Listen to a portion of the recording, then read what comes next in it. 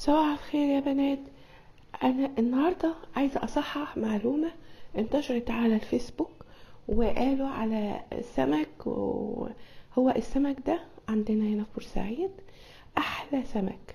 السمك ده ما ينفعش يبقى مزارع، ما ينفعش يبقى، يعني ده صحي 100%.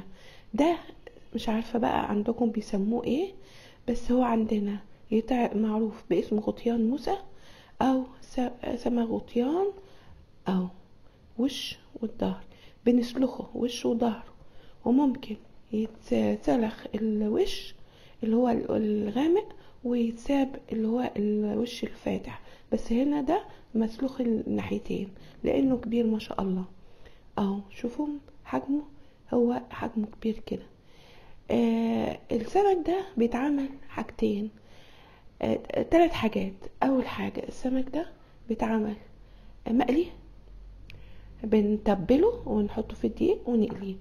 يا اما نعمله شوربة بيضة مع فص مستكة وحبهان، بيبقى حلوة جدا وصحي، واي حد عنده برد بياخده يبقى زي الفل. السمكة لو كبيرة بقى، يعني مثلا الكيلو 5 سمكات 6 سمكات، يبقى يتشوى حلو جدا. بس اصلا انا شايفة على الفيسبوك، على اليوتيوب بالاخص، بيقولوا غطيان ومش عارف ايه. طبعا لا يمت له خالص بانه غطيان، ولا طعم ولا اي حاجه خالص. ده سمكه كده ملهاش مجهولة المصدر، ملهاش طعم ولا ريحه ولا اي حاجه. كمان بيقولوا على الجمبري انه جايبينه فرحانين بيه ان هو كبير وراسه متقطع.